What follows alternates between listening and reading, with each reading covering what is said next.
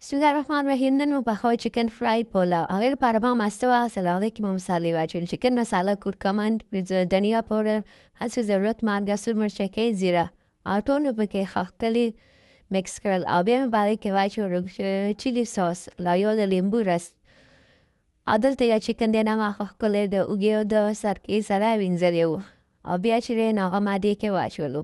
دا ټول پیسونه په دې کې واچوئ او دې کې به ښه کټ ولګوئ دې پیسونو کې چې دا مساله دننه ورشي او دې ته به مو ورکړو 15-20 منټ رست.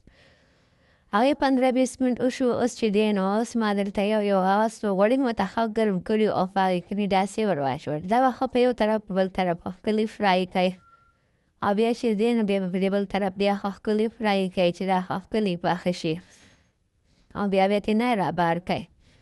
دا ټول چې دی دا باید تاسو یې ښکلي داسې رابار کړئ او یو لوښي کې به یې کېږدئ.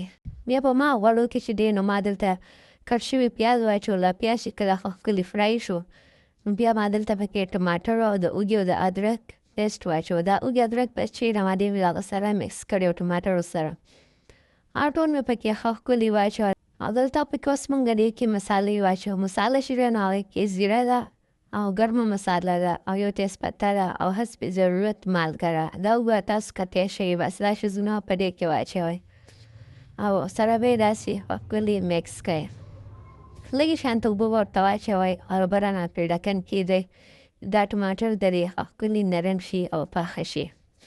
دلته چې دی ټماټر د دې ښکلي پخ شوي دي ښکلي به یې داسې مړه کړو او بیا چې دی نو په دې کې به مونږ دلته واچوو اوبه. اوبه پکې دومره واچوئ مطلب چې اوس 2 ګیلاسه وریجې نو 3 ګیلاسه به ورته اوبه اچوئ. بیا دا وریجې داسې ښکلې دانه دانه پخېږي او بیا ډکن به ترې کېږدئ. نو اوس چې دی هغه اوبه دي ښه ښکلې ایښېدلې دي، ښه ښکلې تیارې دي. یخو اوبو ته به تاسو وریجې نه ور اچوئ بیا خرابېږي او دا وریجې چې دي دا ما 2 ګنټې مخکې خشکې کړې وې. دا ټولې به ورته ور واچوئ او سره به یې مکس کړئ او دې له به دومره ټایم ورکړئ چې دا اوبه یې ښه ښکلې وچې شي. دا اوبه به ښه ښکلې وچې شوي دي او دا ټولې به ښه ښکلې داسې مکس کړئ او بیا چې دی نو دا تیزپته به ترې نه افا کړئ. د دې پکې اوس نور څه کار نشته. پته به ترې افا کړئ او بس ضایع به یې کړئ او بیا دلته تاسو یو تنباڼې داسې کېږدئ. تاسو ورته څه خو بس دا ټیم نه ما سر کټ کړی و هغه زه وریجو ته هم تار کړله بوم یا ورته طبخې کېږدئ او بیا چې دی نو برنه هغه فرای چیکن چې مونږ سره کوم هغه به پرې داسې کېږدو او دې له مونږ ورکړو دم.